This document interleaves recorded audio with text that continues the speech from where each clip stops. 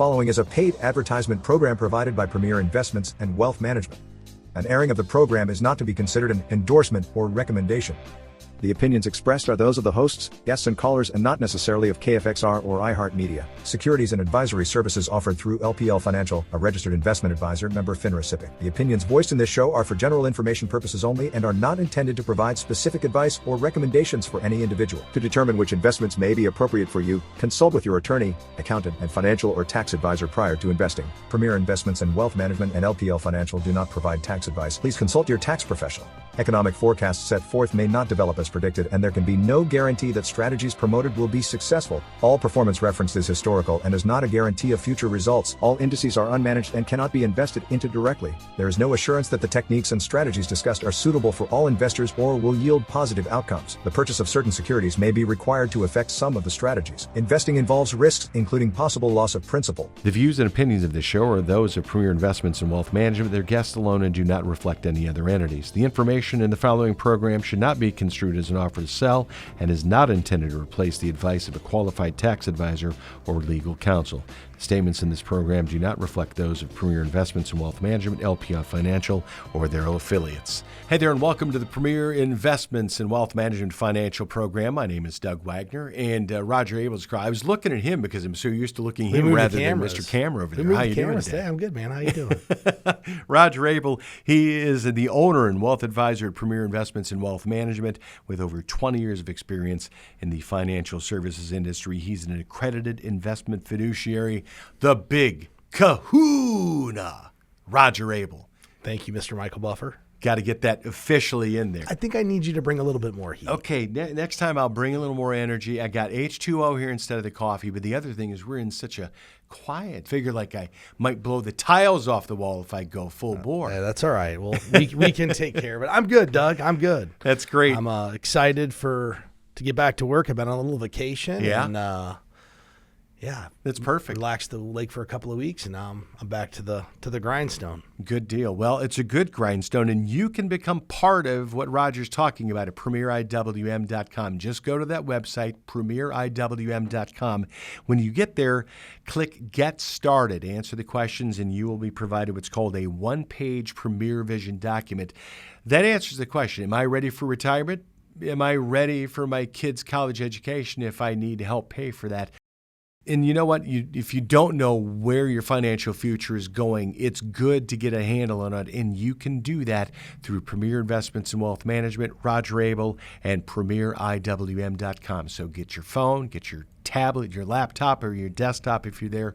Go to premieriwm.com, click Get Started, answer the questions, and get your Premier one-page vision document. Roger, song goes, the times they are a-changin'. Sorry about that. That's why this is a news talk station, right? 1190talkradio.com. But are they really changing, Roger? You know, it's ironic. Every time we have an event that happens financially, I think we hear the same language.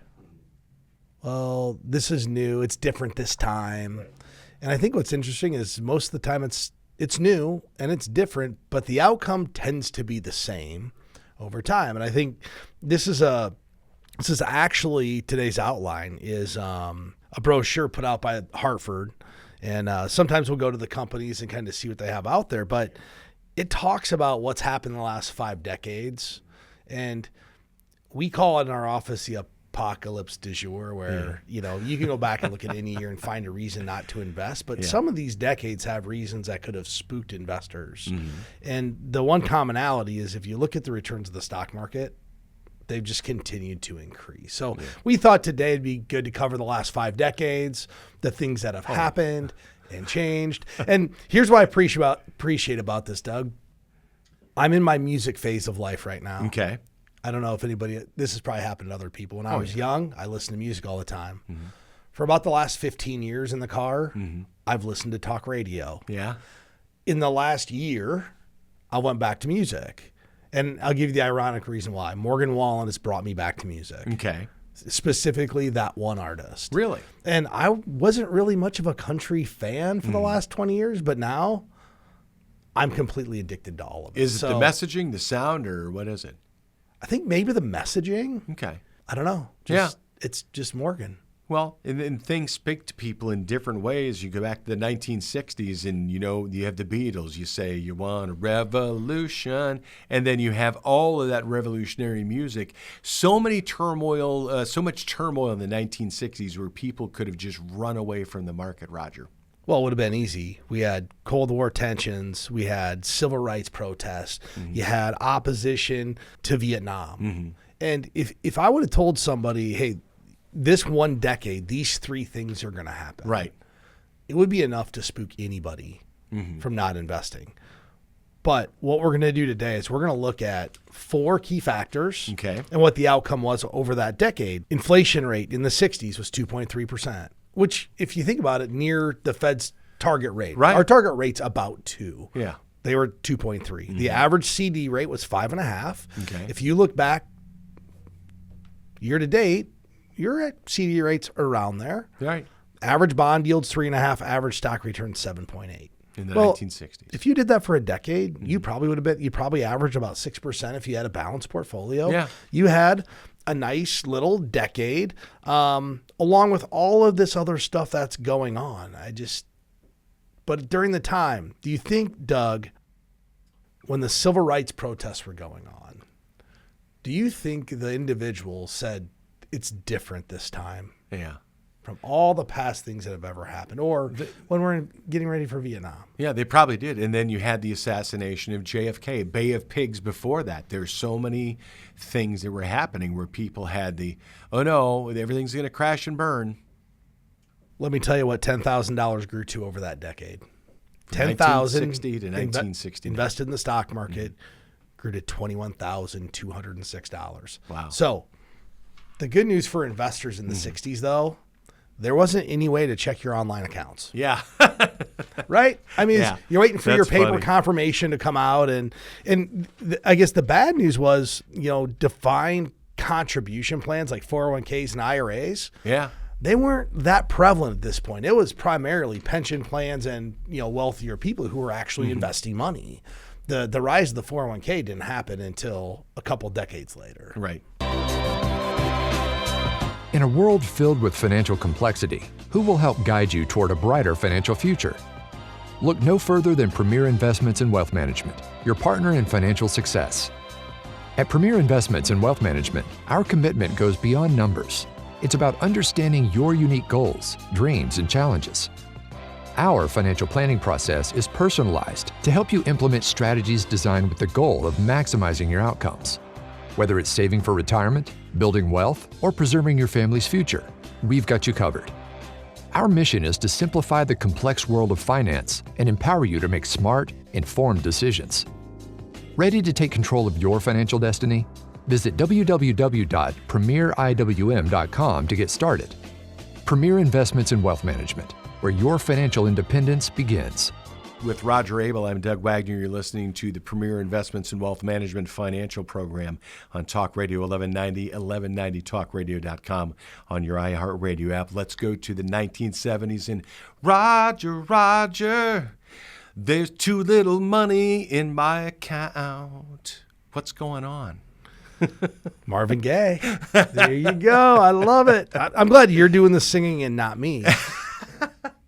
But if you think about the 70s, people felt somewhat of a relief. Vietnam War ended. Yeah. Leisure suits and disco arrived. Jaws made its appearance. Yeah. Star Wars. Everybody, we get into this world of like imagination and different things that are happening. Yeah. And people are starting to feel better.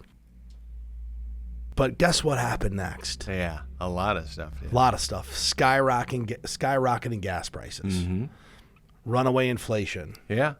Watergate. Yeah. Well, I think some of that feeling, we've kind of been, I feel like right now, the last 2 years, we've had a little bit of that relief. We went through COVID. Right.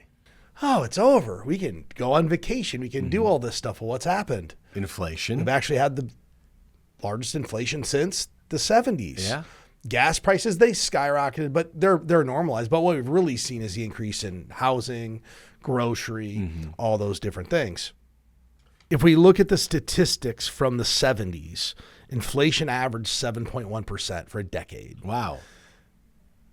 I don't know what's going to happen for the remaining part of this decade, but I tend to believe we won't have that high of inflation. The average CD rate was 7.3%. Bonds returned 7%, and stocks returned 6%. So this decade that we just had massive inflation.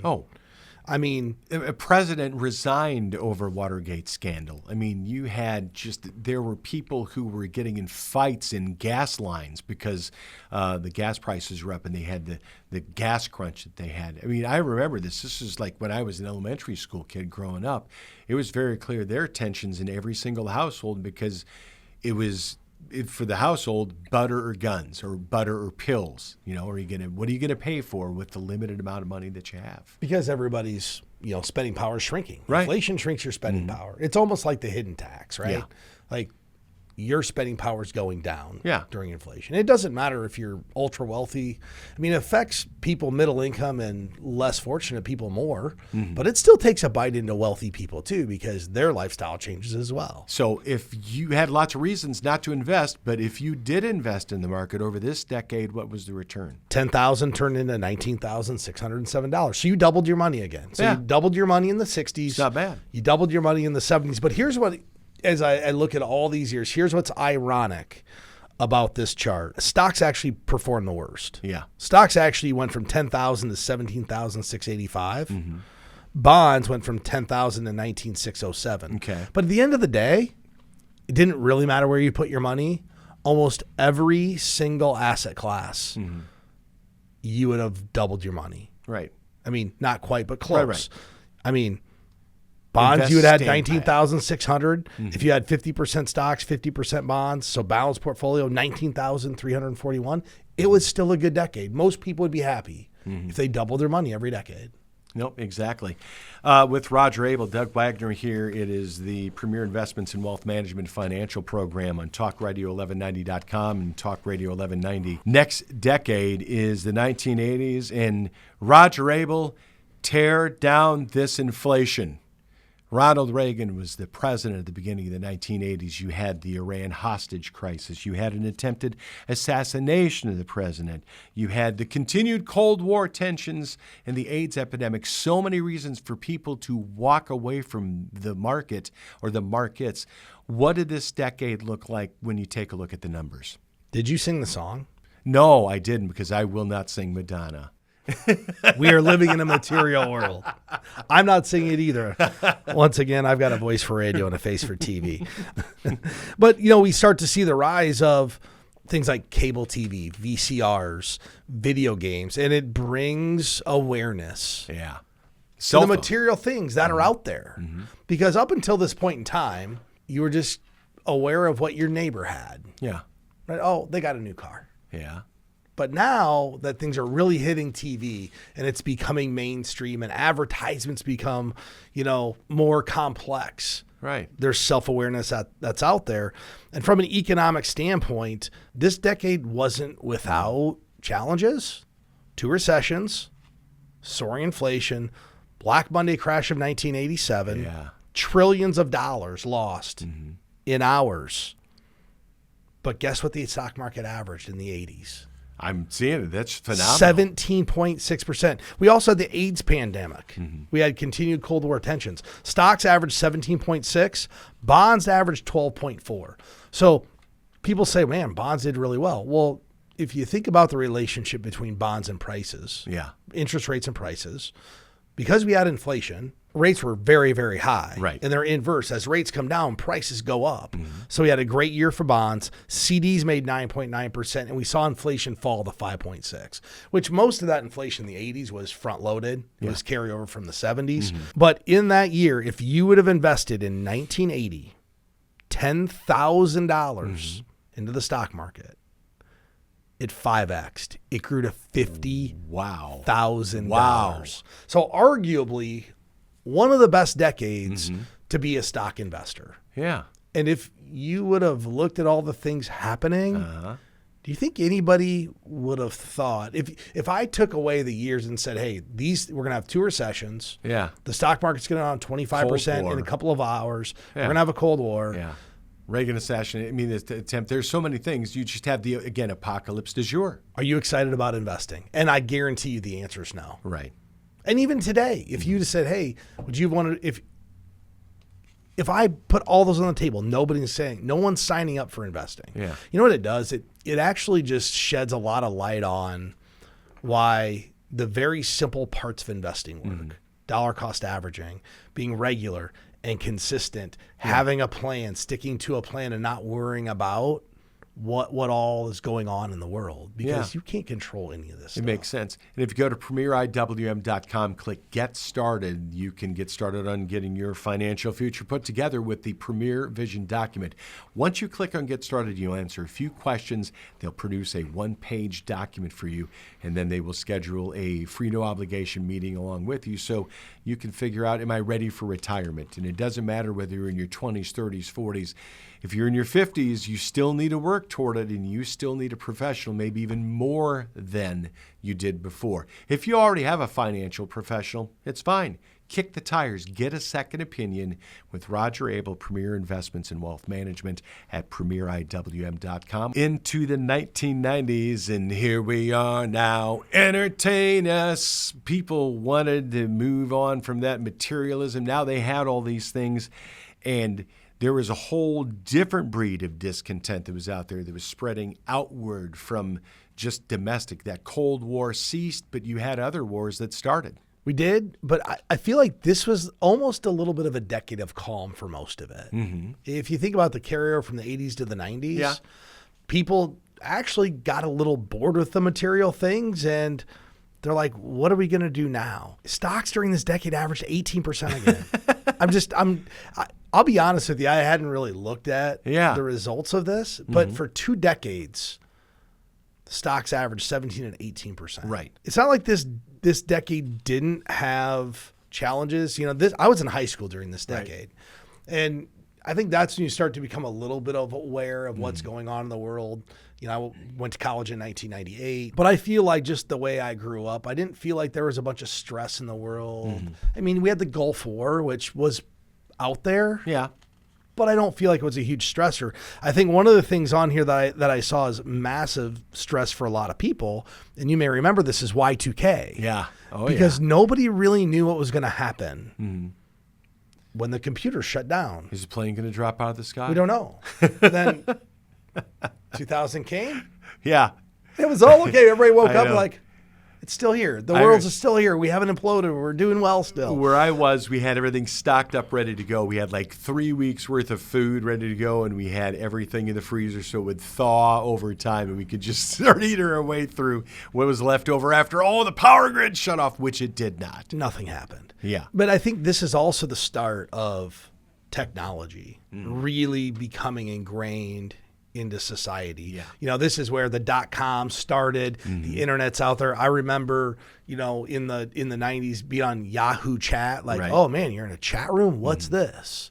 You know, my parents, my mom worked at a place where it wasn't a computer place, but we always had a computer. Yeah. Like I remember using DOS and firing it up, and like, you know, the most simple computer games, and then getting some Michael Jordan basketball game I played on the computer, you know, and then going into AOL. And I remember the start of this, and that kind of led us into the 2000s. But the 80s the 90s were a great year, great decade. It was interesting because like CompuServe was the beginning. So that was the beginning of the switch from the billboard to this instant information. But then at the beginning of the Gulf War, that was really the onset of the 24-hour news cycle, which plays such a huge part in the remainder of these decades moving up. Do you ever feel like your financial goals are just out of reach? It's time to take control of your future with Premier Investments and Wealth Management, your partner in financial independence. Imagine a financial plan that's as individual as you are. At Premier Investments and Wealth Management, our team of experienced advisors will work closely with you to create a roadmap tailored to your dreams, whether it's buying a home, retiring comfortably, or starting a business. We believe in transparency and education. We'll help simplify complex financial concepts, provide clear guidance, and empower you to make informed decisions. Financial wellness is within your grasp. Visit www.premieriwm.com to schedule a meeting with an experienced advisor today. Now you're listening to the Premier Investments in Wealth Management Financial Hour on Talk Radio 1190. Go to 1190talkradio.com for more. The 2000s hit, and you have the beginning, right at the very beginning of everything, you have the Bush v. Gore and the presidential election. On top of that, like you have the 9/11 that happened soon after that, the global financial crisis, unprecedented times in our society where you had the stock market literally shut down for days because Wall Street was in the area where those attacks occurred, Roger. Yeah. So I think this is one of the most unique decades because the decade in a whole, if you look at it, was a really crummy decade for people. It's actually the first decade we've had a negative return in the stock market. Stocks averaged minus 1% a year. So you lost money in stocks in this decade. But here's what's interesting. In between 2002 and 2007, people were feeling good. Mm-hmm. Home prices through the roof. I remember driving around here going, how are all these people affording homes of this value? So people felt good for about half of this decade. Yeah. Until they didn't feel good anymore. Mm-hmm. And it was all, built up on, extended credit and, loans underwritten that shouldn't have had, or we call them the ninja loan, no income, no job, no problem. Yeah. You also think about what changed a lot, and you alluded to it, the 24-hour news cycle. Yeah. We just started to see what happens when people can get information all the time, because we've also moved from dial-up internet to Ethernet and higher speed internet devices, so people are connected. DLS and all that stuff at that point. Yeah. People think that this little thing in my hand, this iPhone, has been around forever. Nah. Do you know what year it came out? Early 2000s. Can't remember. No, 2008. 2000. Oh, wow. This has only been with us 16 years. Wow. Feels like forever. 2008.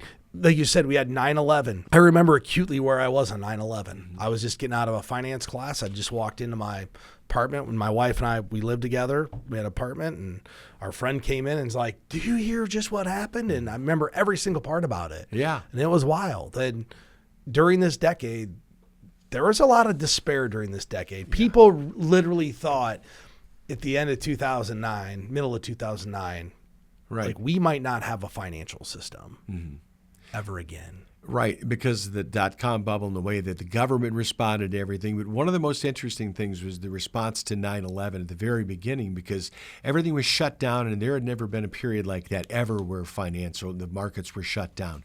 They reopened, and there was an American resurgence, and people, it was part of their patriotic duty to go out and shop and earn and spend and buy and invest and do. And that was one of those things that happened in the 2000s, that you're going into the 2010s at this point. I've got kids that were graduating from high school, going to college at this point.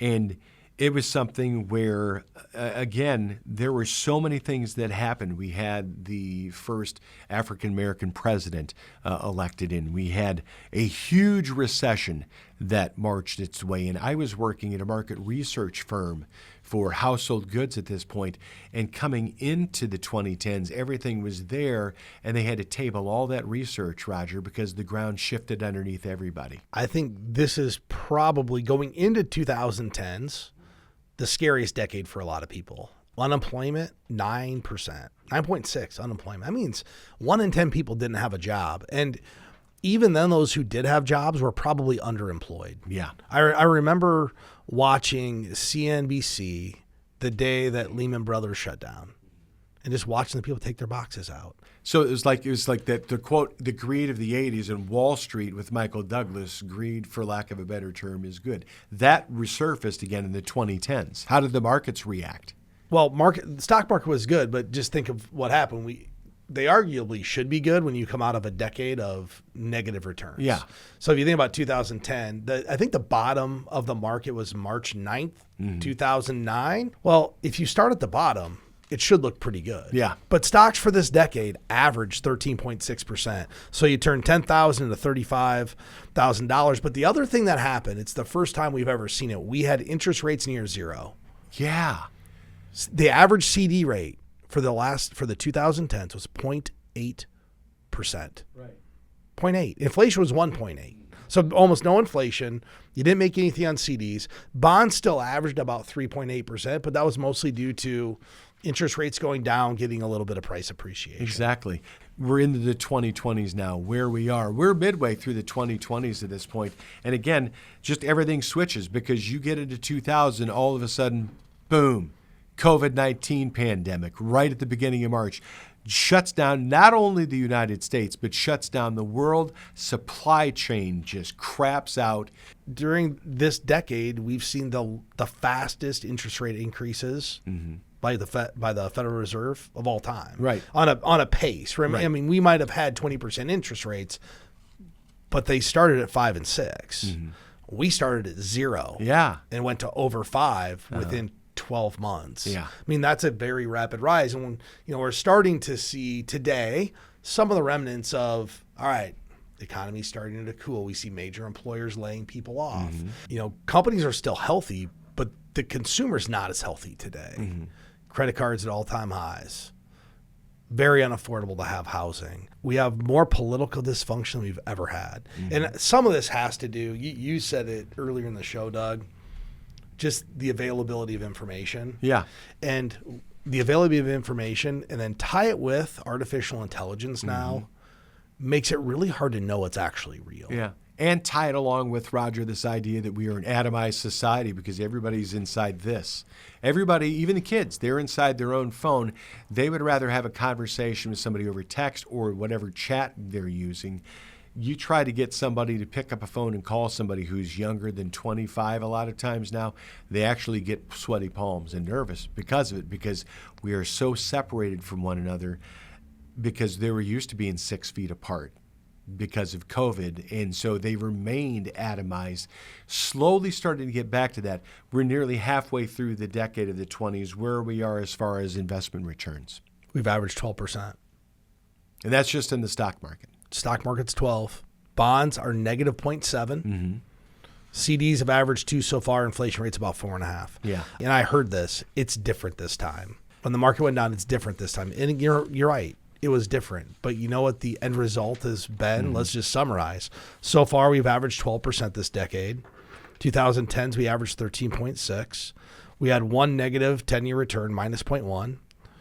We averaged 18.2 in the 90s. We averaged 17.6% in the 80s. The 70s, we averaged 5.9. In the 60s, we averaged 7.8. Right. So all but one of those decades, it would have paid off to be a stock investor. But yet everybody is so scared of it. And a lot of it, in what we try to do in the show, Doug, is arm people with the relevant information that they need to make good decisions, which is done through this, but also done by creating a financial plan that gives people confidence and gives them purpose as to what they want to do in retirement, how they're going to get there, and quantify all of those things so they get an optimal outcome. I've said this for the last month or two. Everybody can have an outcome.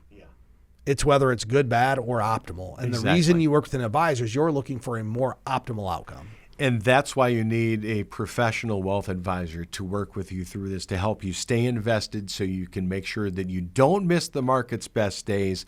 Also, that you're investing regularly so that you can make sure your money's working for you for the future and make sure you are diversifying. You will get this at premieriwm.com.